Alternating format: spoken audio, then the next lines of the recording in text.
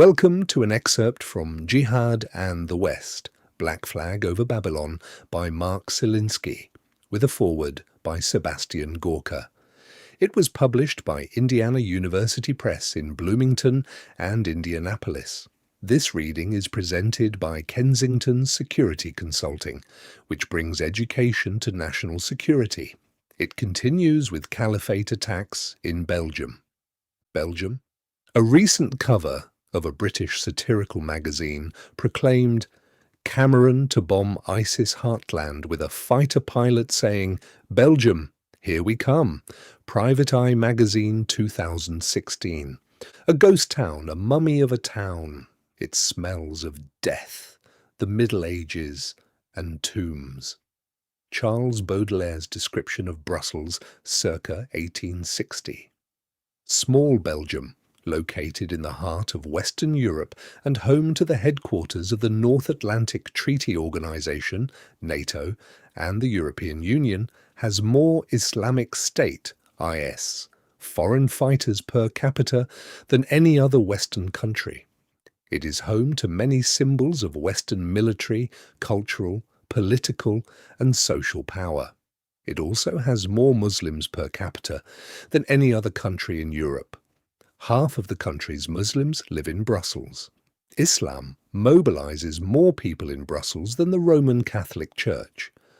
Most of Brussels's Muslims are from Morocco, 70%. As in other European countries, the Muslim population in Belgium is young. Nearly 35% of Moroccans and Turks in the country are under 18, compared with 18% of native Belgians. Since 2008, the most popular name for baby boys in Brussels has been Mohammed. It is also the most popular name for baby boys in Belgium's second-largest city, Antwerp, where an estimated 40% of elementary school children are Muslim.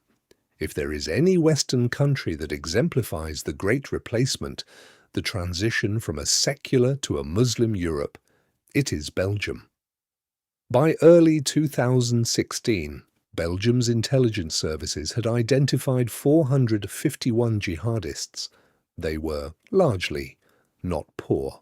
Only 1 in 6 jihadists came from an impoverished background, Muslim, non-Muslim relations.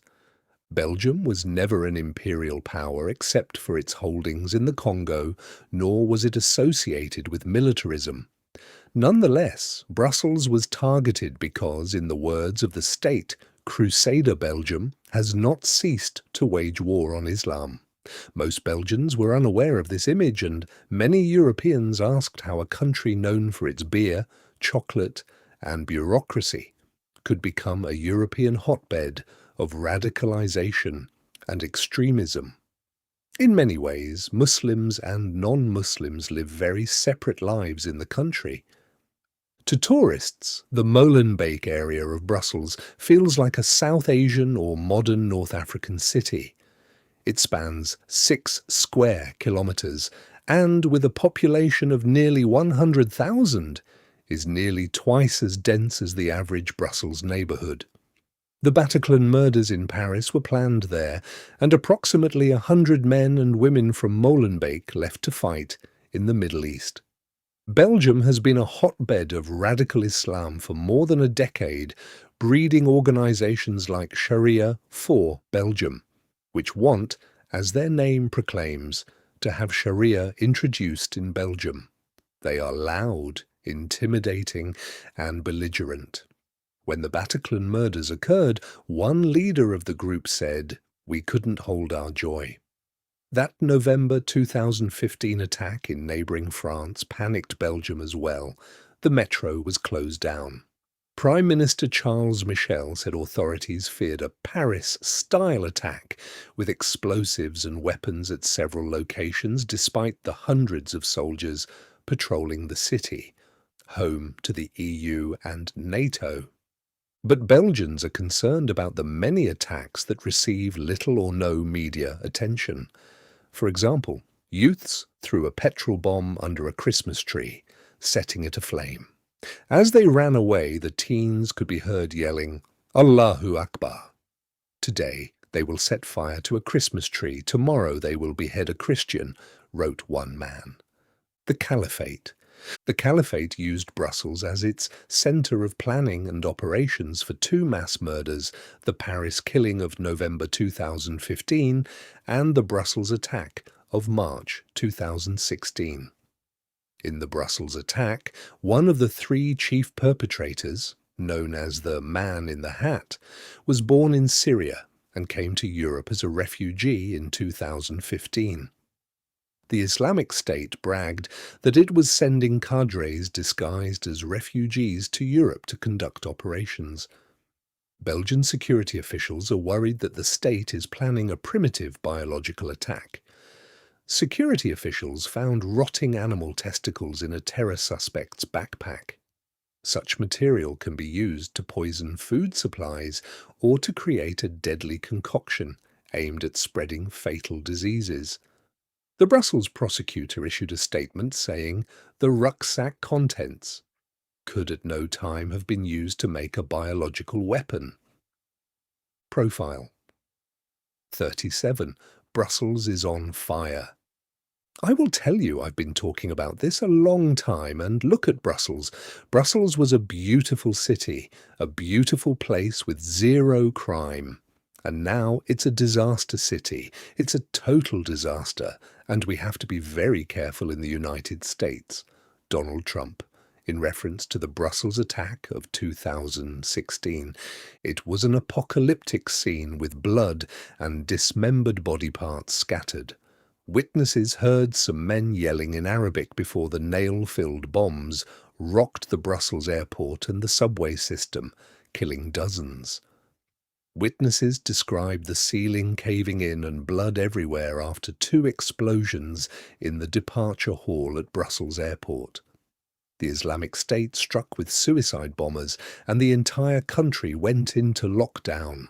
All flights were cancelled, arriving planes and trains were diverted, and Belgium's terror alert level was raised to maximum. Authorities advised people in Brussels to remain in place, bringing the city to a standstill. Security was also tightened at all Paris airports. Brussels is on fire is a hashtag used to express Islamist triumph. The most common remark under the hashtag was, "You declared war against us and bombed us, and we attack you inside your homeland." After each additional attack, ISIS supporters celebrated by writing Allahu Akbar. The popular hashtag was inspired by a similar one created by Caliphate supporters after the November 13th Paris terror attacks. Paris is on fire. In a British prison, terrorist convicts shouted Allahu Akbar after learning of the attack. Some burst into song and dance to celebrate the slaughter. According to one source, the Council of Belgian Imams rejected a recent initiative to pray for the souls of the victims of the Brussels terror attacks on the grounds that praying for non-Muslims ran counter to Islamic law. Several days after the attack, Belgians organised a march against fear. However, it was cancelled due to security concerns. Summary. For the French, 2015 and 2016 were years of terror. There were shootings, bombings, beheadings, stabbings, and a spectacular vehicular murder. After the murder of Father Hamel, one of his parishioners, a middle-aged woman expressed the anxiety of many of her country. Nowhere in France is safe anymore. In April 2016, Belgian security services conceded that there were probably dozens more Caliphate supporters in the country.